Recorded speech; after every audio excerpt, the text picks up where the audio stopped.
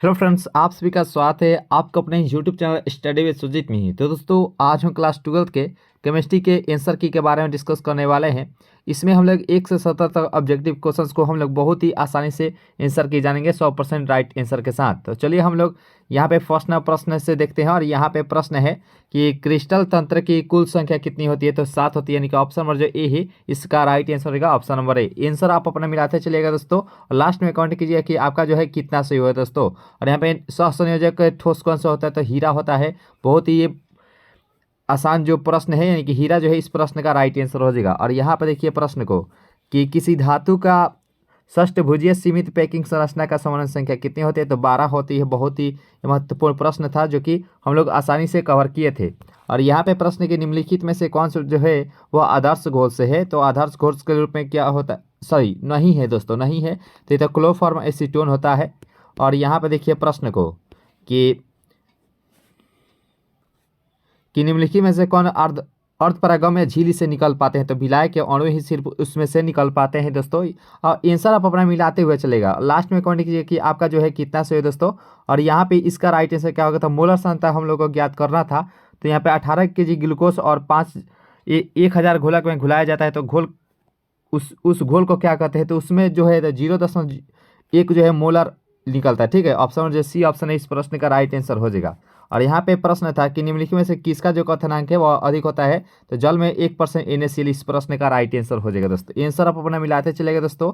और यहाँ पे प्रश्न था कि NaCl के जलीय घोल के विद्युत अवघटन के कैथोड निम्नलिखित में से कौन सा जो है वह मुक्त होता है। तो वह सिर्फ हाइड्रोजन ही मुक्त होता है। ऑप्शन जो डी ऑप्शन है इस प्रश्न का राइट आंसर हो जाएगा ऑप्शन नंबर डी।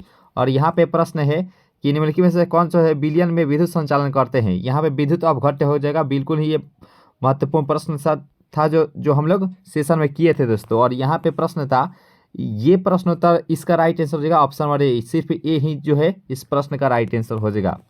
और यहाँ पे देखिए प्रश्न को कि किसी चालकत्व सेल का सेल इस तरह क्या होता है, आई अपन ये होता है। बिल्कुल ये प्रश्न आसान था दोस्तों, यानी कि जो ए ऑप्शन है इस प्रश्न का राइट आंसर हो जाएगा। आज जो है 4 बजे के करीब जो है इंग्लिश का क्लास होगी, तो उससे आप जो देखना नहीं भूलिएगा दोस्तों। ठीक है, जरूर उसे देखिएगा दोस्तों। और यहाँ पे इसका राइट आंसर होगा इनमें से सभी जो है इस प्रश्न का राइट आंसर हो जाएगा। आंसर आप मिलाते चलेगा दोस्तों। और यहाँ पे ये तो 9 गुना हो जाता है, यानी कि ऑप्शन जो डी ऑप्शन है इस प्रश्न का राइट आंसर हो जाएगा। और यहाँ पर देखिए कि किस रासायनिक अभिक्रिया का वेग स्थान निम्नलिखित में से निर्भर करता है। ये तो ताप होता है, यानी कि टेम्परेचर इस प्रश्न का राइट आंसर होगा टेम्परेचर।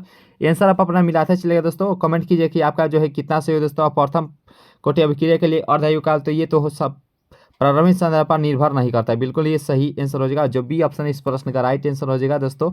और यहाँ पे देखिए प्रश्न को कि हैबर विधि, ये तो लोहे का महीन पाउडर होता है, यानी कि जो ए ऑप्शन इस प्रश्न का राइट आंसर होगा ऑप्शन नंबर ए। और यहाँ पे था कि निम्नलिखित में से किस विधि द्वारा कोलाइडी विलयन का शोधन किया जाता है। तो अपवहन हो जाता है। ऑप्शन नंबर जब सी ऑप्शन इस प्रश्न का राइट आंसर हो जाएगा। और इसमें तो NH3 होता है, यानी कि अमोनिया का जो है इसमें निर्माण होता है। ऑप्शन नंबर यहाँ पे जो डी ऑप्शन है इस प्रश्न का राइट। और यहाँ पे देखिए कि पायरोलुसाइट निम्नलिखित में से किसका अयस्क होता है। तो ये मैंगनीज का होता है। ऑप्शन जो बी ऑप्शन इस प्रश्न का राइट आंसर हो जाएगा। और धातु के ऑक्साइड को कार्बन या कार्बन मोनोऑक्साइड के द्वारा धातु के अकुरित करने की क्रिया, ये तो प्रगलन कहलाती है, यानी कि जो ए ऑप्शन है इस प्रश्न का राइट आंसर हो जाएगा दोस्तों। और यहाँ पे देख सकते हैं कि निम्नलिखित में से किस धातु के निष्कर्षण के लिए साइनाइड विधि का उपयोग होता है। तो इसमें एजी होता है। ऑप्शन जो बी ऑप्शन इस प्रश्न का राइट। और लोहा का मुख्य अयस्क हम लोग जानते ही हैं। तो ऑप्शन इसमें जो है हम कह सकते हैं कि 35 आपका जरूर ही आएगा दोस्तों। ये केमिस्ट्री में हम कह सकते हैं दोस्तों ऑब्जेक्टिव सेशन में। तो जो बी ऑप्शन है इस प्रश्न का राइट आंसर है। आंसर आप अपना मिलाते चलेगा दोस्तों। और इसमें तो F2O होता है, F2O होता है। तो यहाँ पे ऑप्शन जो यहाँ पे जो ए ऑप्शन इस प्रश्न का राइट आंसर हो जाएगा। और यहाँ पे देख सकते हैं कि निम्नलिखित में से कौन रेडियो एक्टिव उत्कृष्ट गैस होती है। तो रेडॉन होता है। ऑप्शन यहाँ पे जो डी ऑप्शन इस प्रश्न का राइट आंसर हो जाएगा। और यहाँ पे प्रश्न है कि निम्नलिखित में से किस उत्कृष्ट गैस के द्वारा सबसे ज़्यादा यौगिक बनाए, तो जेनॉन हो जाएगा। ऑप्शन यहाँ पे जो डी ऑप्शन इस प्रश्न का राइट आंसर हो जाएगा। आंसर मिलाता चलेगा दोस्तों। और यहाँ पे देखिए प्रश्न की निम्नलिखित में से कौन ध्रुवीय यौगिक होता है। तो SO2 सल्फर डाइऑक्साइड होता है। और यहाँ पे देखिए कि निम्नलिखित में से कौन प्रथम संक्रमण श्रेणी का सदस्य, एनाई निकेल होता है। और यहाँ पे इसका इलेक्ट्रॉनिक विन्यास तो आर्गन का होता है, यानी कि इसका राइट आंसर होगा ऑप्शन यहाँ पे जो सी ऑप्शन है इस प्रश्न का सही आंसर हो जाएगा। और यहाँ पे प्रश्न के निम्नलिखित संक्रमण तत्व के आयनों में अनुचुंबकीय होता है तो Cu+2 होता है, यानी कि जो बी ऑप्शन इस प्रश्न का राइट आंसर हो जाएगा ऑप्शन नंबर बी। और यहाँ पे देखिए कि निम्नलिखित से कि किसे मुद्रा ठोस कहा जाता है, मुद्रा धातु कहा जाता है, तो EU CU और ये जी होता है ऑप्शन, और यहाँ पे जो सी ऑप्शन है इस प्रश्न का राइट आंसर हो जाएगा। और सामान्य योगी के लिए सबसे पहला महत्वपूर्ण सिद्धांत किसने दिया, तो वार्नर के द्वारा दिया गया था दोस्तों, यानी कि जो सी ऑप्शन है इस प्रश्न का राइट आंसर हो जाएगा। और यहाँ पे प्रश्न था, यहाँ पे द्विक्लवण पूछा गया, तो द्विक्लवण के रूप में तो पोटासियम होता है, और जटिल अग्रलवण कहता तो ये तो ऑप्शन नंबर जो बी था ये, तो यहाँ पे द्विक्लवण पूछा गया तो पोटासियम इसका सही आंसर हो जाएगा दोस्तों। और यहाँ पे प्रश्न था कि निम्नलिखित में से कौन बाइडेंट लिगेंड होता है, तो इथिलीन डाइएमीन होता है, नहीं कि जो बी ऑप्शन इस प्रश्न का राइट आंसर हो जाएगा। और यहाँ पे था कि इसका ऑक्सीडेशन अवस्था ज्ञात करना था, ये तो +2 ही आता है, यानी कि जो बी ऑप्शन इस प्रश्न का राइट आंसर हो जाएगा दोस्तों। और निम्नलिखित में से कौन विनाइल क्लोराइड होता है, तो विनाइल क्लोराइड ये तो ऑप्शन और जब बी है, इससे प्रश्न का राइट आंसर होगा ऑप्शन और बी।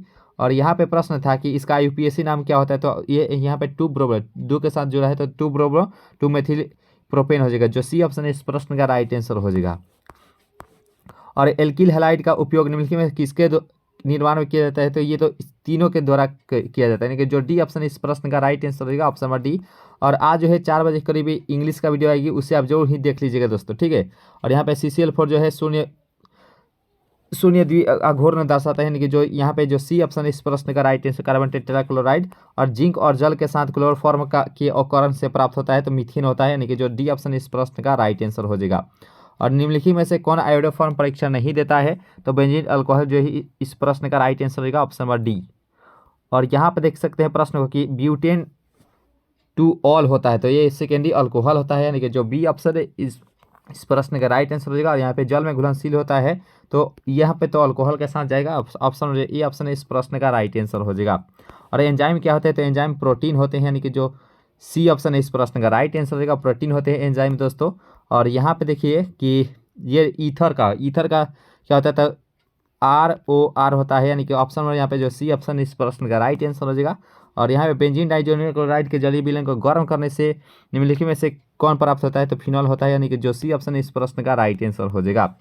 और यहाँ पे देखिए प्रश्न को कि फॉर्मिक अम्ल को सांद्र H2SO4 के साथ गर्म किया जाता है, निम्नलिखित में से कौन सा यौगिक प्राप्त होता है, तो कार्बन मोनोऑक्साइड होता है, ऑप्शन में CO होता है। यानी कि यहाँ पे देखिए कि इसका IUPAC नाम करना था, तो 1 2 3 यानी कि तो यहाँ पे 2 हाइड्रोक्सी प्रोपोनिक एसिड हो जाएगा ऑप्शन, और यहाँ पे जो सी ऑप्शन जो बी ऑप्शन इस प्रश्न का राइट आंसर हो जाएगा। लास्ट में कमेंट कीजिए कि आपका जो है कितना सही हो दोस्तों, ऑटोनॉमिक अभिकर्मा के रूप में, तो ये ऑप्शन में जो ए है इस प्रश्न का राइट आंसर हो जाएगा। और निम्नलिखित में से कौन के निजारो, ये तो फॉर्मल्डिहाइड होता है, यानी कि LDCHO होता है, यानी कि ऑप्शन यहाँ पे जो बी ऑप्शन इस प्रश्न का राइट आंसर हो जाएगा दोस्तों। और यहाँ पे है कि निम्नलिखित में से किसके ऑक्सीकरण एसीटोन प्राप्त होता है, तो ये तो ऑप्शन यहाँ पे जो सी ऑप्शन है इस प्रश्न का राइट आंसर हो जाएगा। और यहाँ पे सेकेंडरी अमीन में क्या होता है, तो हम बताए ही थे कि NH2 जो होता है वह प्राइमरी अमीन, NH जो होता है वह सेकेंडरी अमीन, और N जो होता है वह टर्शियरी अमीन। तो यहाँ पे हम लोग NH के साथ जाएंगे कि जो ए ऑप्शन है इस प्रश्न का राइट आंसर हो जाएगा। और यहाँ पे कि इसका IUPAC नाम क्या होता है, तो प्रोपेन टू एमीन होता है, यानी कि जो सी ऑप्शन है इस प्रश्न का राइट आंसर हो जाएगा दोस्तों। और यहाँ पे था कि प्राइमरी एमीन अभिक्रिया ग्रिग्नार्ड अभिकरण कराने से निम्नलिखित में से कौन बनता है, तो एक एल्केन बनता है, यानी कि जो ए ऑप्शन इस प्रश्न का राइट आंसर हो जाएगा। और निम्नलिखित में से प्रबलीय क्षारीय कौन है, तो यहाँ पे ऑप्शन जो यहाँ पे जो बी ऑप्शन इस प्रश्न का राइट आंसर हो जाएगा। और निम्नलिखित में से कौन सा हिंसपरक अभिकर्मक है, तो ये तो ऑप्शन हो जाए यहाँ पे जो ए ऑप्शन इस प्रश्न का राइट आंसर हो जाएगा। और यहाँ पे देखिए कि जब एसीटामाइड को BR2 की ओज कराई जाती है, तो निम्नलिखित में से कौन बनता है, तो मेथिल एमीन बनता है, यानी कि जो बी ऑप्शन इस प्रश्न का राइट आंसर हो जाएगा दोस्तों। और यहाँ पे है कि निम्नलिखित में से कौन कार्बोहाइड्रेट प्रकृति में प्रचुर मात्रा में पाया जाता है, तो सेलुलोज जो है इस प्रश्न का राइट आंसर हो जाएगा ऑप्शन नंबर डी। इसका तो लैक्टोज होता है डाइसेक्राइड दूध की, यहाँ पे जो बी ऑप्शन है इस प्रश्न का राइट आंसर हो जाएगा। और यहाँ पे है कि विटामिन ए, ये तो हम बहुत बार कराए थे दोस्तों, तो रेटिनॉल होता है ऑप्शन, यहाँ पे जो बी ऑप्शन है इस प्रश्न का राइट आंसर हो जाएगा। और यहाँ पे भैंस गई पानी में, यहाँ पे जल में घुलनशील भैंस गई पानी में, यानी कि बी और सी, यानी कि जो ऑप्शन है यहाँ पे जो सी ऑप्शन है इस प्रश्न का राइट आंसर हो जाएगा। और यहाँ पे कि किससे इंसुलिन स्रावित ना से यानी पेनक्रिया से होते हैं, ऑप्शन जो बी ऑप्शन है इस प्रश्न का राइट आंसर हो जाएगा। और यहाँ पे था कि विटामिन ई, तो ये तो टोकोफेरॉल और जनन क्षमता की कमी बांझपन, ठीक है, ऑप्शन यहाँ पे जो सी ऑप्शन है इस प्रश्न का राइट आंसर हो जाएगा। और प्राकृतिक रबर निम्नलिखित में किसका बहुलक आइसोप्रीन होता है दोस्तों, ये जो सी ऑप्शन इस प्रश्न का राइट आंसर हो जाएगा।